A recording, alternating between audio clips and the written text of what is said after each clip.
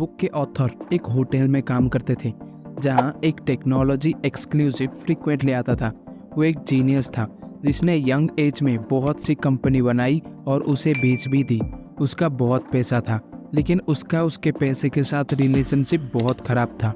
एक बार उसने अपने दोस्त को बहुत सारा पैसा देकर उसे गोल्ड कॉइन में कन्वर्ट करने के लिए कहा और सारे गोल्ड कॉइन्स को लेकर समंदर के पास पहुंचा और एक के बाद एक कॉइन समंदर में फेंकता गया और मजा किया। ऑथर कहते हैं उसे कुछ साल बाद पता चला कि वो बैंकरप्ट हो गया है। इस स्टोरी से ऑथर एक और स्टोरी बताते हैं जिसका नाम रोनाल्डो जेम्स था। वो एक साधारण गांव से बिलोंग करता था। वो 92 साल में मरा तो देश विदेश में अखबारों में उसकी चर्चा हुई क्योंकि मरने के समय उसका नेटवर्थ 50 करोड़ था, जिससे 15 करोड़ अपने बच्चे और 35 करोड़ चैरिटी में दे दिया। लेकिन उसके पास इतना पैसा आया कहाँ से? बाद में पता चला कि वो जितना पैसा बचाता था उससे ब्लू शिप कंपनी के स्टॉक्स में लगाकर भूल जाता था और कंपाउंडिंग के पावर ने उसकी छोटी सी इन्वेस्टमेंट को इतना बड़ा नेटवर्क में बदल दिया। ऑथर टेक्नोलॉजी एक्सक्लूसिव और वो साधारण इंसान को कंपेयर करके कहते हैं कि ज़रूरी नहीं कि आप कितना पैसा कमाते हैं, ज़रूरी है कि आप उसे कैसे मैनेज करते हैं। अब हम इस बुक के सारे पॉइंट्स को देखेंगे। Number 1, no one's cry. Author example देते हैं कि अमेरिका की जनता movies, video games, music, sporting events और बुक्स के कॉम्बाइन अमाउंट से ज़्यादा लॉटरी टिकट खरीदने में पैसा खर्च करते हैं और ज़्यादातर टिकट गरीब लोग ही खरीदते हैं। जो गरीब लोगों के पास इमरजेंसी में 30 से 35 हजार रुपए नहीं होते हैं, वो 30 से 35 हजार रुपए लॉटरी में लगा देते हैं। क्या ये फाइनेंशियल डिसीजन ठीक है? आप कहेंगे नहीं, ये तो क्रेजीनेस है। लेकिन वो लोगों के लिए ये क्रेजीनेस नहीं है।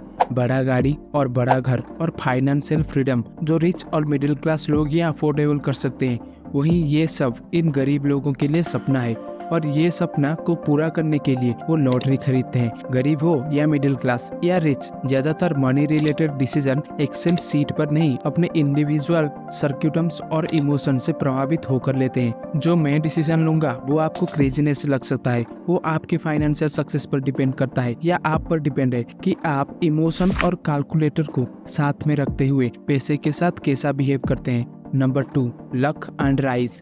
1968 में बिल गेट एक स्कूल में पढ़ते थे। उस समय पूरी दुनिया में 30 करोड़ सिमिलर स्टूडेंट थे जो हाई स्कूल में पढ़ते थे, लेकिन कुछ ही लेक साइड स्कूल्स थे जहां कंप्यूटर था। बिल गेट्स और उनके दोस्त पॉल एलन उन लाखों बच्चों में से एक थे जिनको कंप्यूटर का एक्सेस मिला। बिल गेट्स ऑन रिकॉर्ड ये भी कहते हैं कि अगर उनका स्कूल लेक साइड नहीं होता तो आज माइक्रोसॉफ्ट नहीं होता। बिल गेट्स के सक्सेस में लक का बड़ा फैक्टर था। बिल गेट्स के और एक दोस्त थे केंट इवेंट्स, उनके पार्टनर। बिल गेट्स का कहना है अगर केंट इवेंट्स एक माउंटेनियरिंग एक्सीडेंट के दौरान मारे गए, अगर वो जिंदा होते तो आज माइक्रोसॉफ्ट के फाउंडिंग पार्टनर होते।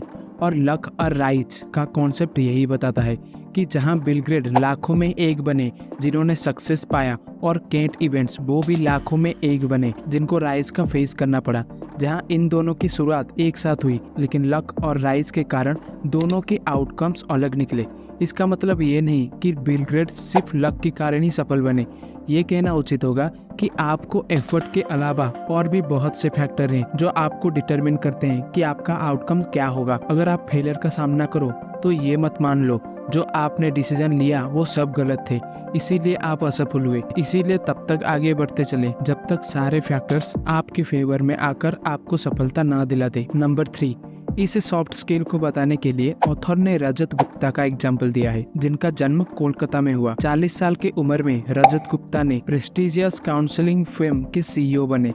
साल 2008 में उनका नेटवर्थ करीब $100 मिलियन था। अगर इतने पैसे वो बैंक में रखते थे तो उसका इंटरेस्ट इनकम 50,000 रुपए प्रति घंटे बिना कुछ किए कमाए जा सकते थे। लेकिन वो करोड़पति से अरबपति बनना चाहते थे। उस समय वो गोल्डमैन सैच्स, जो दुनिया का सबसे बड़ा इन्वेस्टमेंट बैंकिंग कंपनी है, उसके बोर्ड ऑफ डायरेक्टर में शामिल हुए। वहाँ उनकी सालों की रेपुटेशन मिट्टी में मिल गया। उन्हें इनसाइडर ट्रेडिंग के गुनाह के लिए दोषी माना गया और उन्हें जेल जाना पड़ा। इनसाइडर ट्रेडिंग का मतलब है ऐसा इन्फॉर्मेशन जो उन्हें बोर्ड मीटिंग में मिलती थी और उन्होंने अपने फाइनेंशियल गेन के लिए उसे बेचा। ऐसे बहुत लोगों के साथ प्रॉब्लम होता है, एक फाइनेंशियल गोल अचीव करने के बाद दूसरा फाइनेंशियल गोल अचीव करना चाहते हैं। ये एनफ शब्द बहुत मायने रखता है। ये बताता है कि इंसानों को फाइनेंशियली एक गोल पोस्ट बनाना चाहिए जिससे वो सभी नीड्स और रिस्पॉन्सिबल वांट्स को पूरा कर सके। इसके बाद सब लालच है, तो अपने लिए क्लियर एनफ की डेफिनेशन बनाइए और उसी फाइनेंशियल स्टेज को अचीव करने के लिए डायरेक्शन में काम करते रहिए और काम होने के बाद रुक जाइए। ये बहुत इंपॉर्टेंट फाइनेंशियल स्किल है। तो दोस्तों ये थे 3 पॉइंट्स, बाकी के कुछ पॉइंट्स हम नेक्स्ट वीडियो में देखेंगे। वीडियो कैसी लगी कमेंट में जरूर बताना। हम मिलते हैं एक और नई वीडियो में, तब तक के लिए it's hard to live but until we meet again.